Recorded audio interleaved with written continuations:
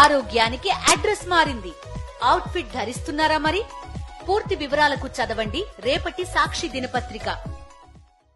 Telugu Desam party నేతలకు ఇసుక ఆదాయ వనరుగా మారింది. కూటమి ప్రభుత్వం అధికారంలోకి వచ్చినప్పటి నుంచి ఇసుక అక్రమ మార్గాల్లో తరలిపోతోంది. దీంతో సామాన్యులకు, మధ్యతరగతి ప్రజలకు ఇసుక దొరకడం గగనంగా మారింది.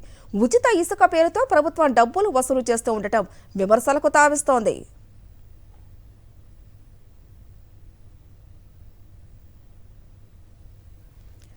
నెల్లూరు జిల్లాలో టీడీపీ నేతల ఇసుక దోపిడీపై మరింత సమాచారం మా ప్రతినిధి వెంకట నారాయణ అందిస్తారు.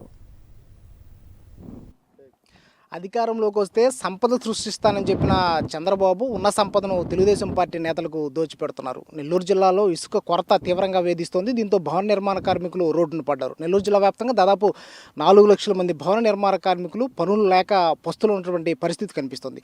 నెల్లూరు జిల్లాలో ఉండే నాణ్యమైన ఇసుక ఏదైతే ఉందో పెన్నా పరివాహక ప్రాంతంతో పాటు స్వర్ణముఖి నదికి సంబంధించిన ఇసుక చాలా నాణ్యంగా ఉంటుంది. ఈ ఇసుకని తెలుగుదేశం పార్టీకి చెందిన కీలక నేతలు ఇసుక అక్రమ రవాణా చేస్తున్నారు, కోట్ల రూపాయలు సంపాదిస్తున్నారనే ఆరోపణలు వినిపిస్తున్నాయి. నెల్లూరు జిల్లా వ్యాప్తంగా ప్రధానంగా కోవూరు కావచ్చు, ఆత్మకూరు, సర్వేపల్లి, గూడూరు, సూలూరుపేట వంటి నియోజకవర్గాల్లో నాణ్యమైన ఇసుక దొరుకుతోంది. ఆ ఇసుకని కూటమి ప్రభుత్వం అధికారంలోకి వచ్చిన వెంటనే స్టాక్ పాయింట్లలో ఉన్న ఇసుకను యథేచ్ఛగా జిల్లా సరిహద్దులు దాటించేసిన పరిస్థితి ఏర్పడింది. అయితే దాదాపు 20 రోజులు, ఒక నెల క్రితం ఆ స్టాక్ పాయింట్లో ఉండే ఇసుకను ప్రభుత్వం ఒక ధర నిర్దేశించింది. కింటాకి 370 రూపాయల చొప్పున ఎవరైతే ఇసుక కావాలనుకుంటున్నారో వారికి అమ్మకాలు చేపట్టింది. అది కూడా తీవ్ర విమర్శలకు దారితీసింది. ఎందుకంటే దూర ప్రాంతాల్లో ఉండేవారు ఇసుకను తీసుకెళ్లాలంటే ఆ డబల్ రేట్లు ఉండడంతో తీవ్ర విమర్శలకు దారితీసిన నేపథ్యంలో మరో విధానాన్ని తీసుకొచ్చేందుకు ప్రభుత్వం సిద్ధమైంది. అయితే ఈ స్టాక్ పాయింట్లో ఉన్న ఇసుకని ప్రధానంగా తెలుగుదేశం పార్టీ నేతలు పగలు రాత్రి తేడా లేకుండా యథేచ్ఛగా అక్రమ రవాణా చేయడంతో స్టాక్ పాయింట్లో ఇసుక కూడా పూర్తిగా కనుమరుగైంది.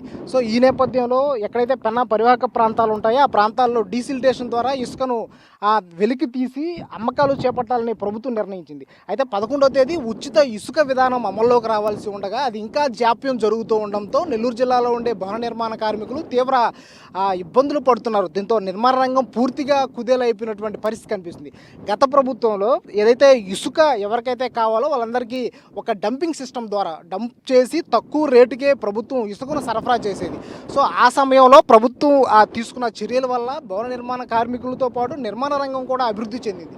అయితే ఈ 3 నెలల్లో కూటమి ప్రభుత్వం అధికారంలోకి వచ్చిన తర్వాత ఇసుక విధానంలో అవకతవకలు ఉండడం, తెలుగుదేశం పార్టీ నేతలకు దోచిపెట్టే విధానాలను తీసుకురావడంతో ఒకసారిగా భవన నిర్మాణ రంగం కుదేలైపోయింది.